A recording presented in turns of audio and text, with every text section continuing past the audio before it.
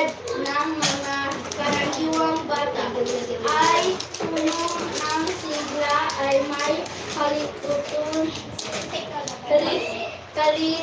Kalikutan. Bukod pa rito, siya ay batang laging nakatawa. Gayon man, ang magandang sanang ugali laging nakatawa ay nagiging kapantasan. Kay Marla, paano'y Naminaw mo wala? Pagkakataong nakasasakit siya ng kaniyang kakuha. Tulad ng ginagawa niyang katatawanan ang kapansanang nakikita niya sa mga ito. Gaya isang araw, samantalang siya'y nagdidilig ng mga halaman, natanaw ni Marla ang papalapit na lalaking nagtitinda ng mga basahan. Maikli kaya tumititapon ang isang paa niyo na animoy sumasayaw habang naglalakad. Ha ha ha! Malakas na tawa ni Marla nang tumakat na bahay bilang ang lalaki. Ano ho ang tawag sa sayaw niyo?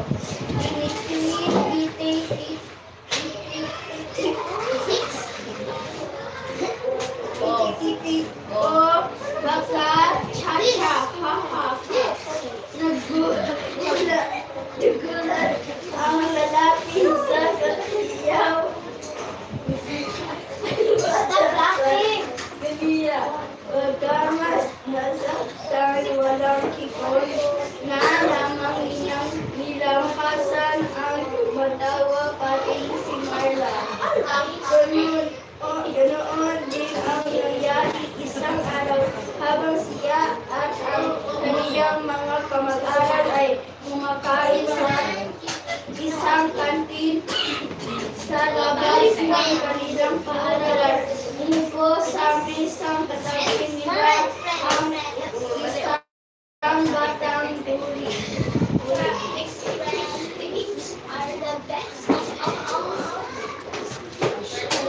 Bata, ilan ito?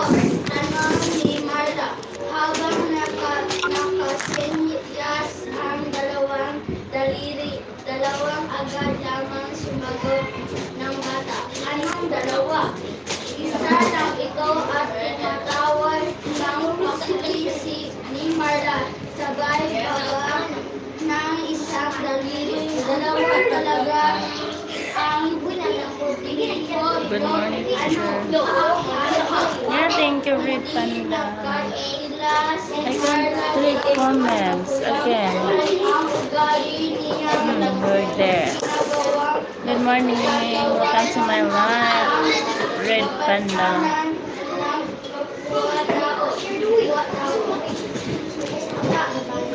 Paulit-ulit niya nagsasakitan ng anak na nagtitigil na Thank you, Red Panda.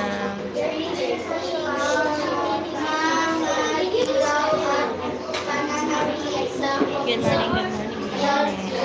Satawan ang payo ng mga magulang ay pinag-ibat lamang ang ilakat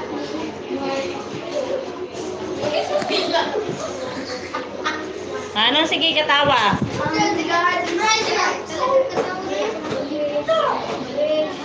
Hanggang isang araw ng Sabado doon tayo maghihintay ng lift.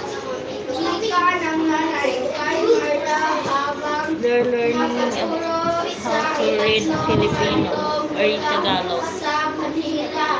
Bahay, bilisan natin para maaga tayo makarating sa palengke.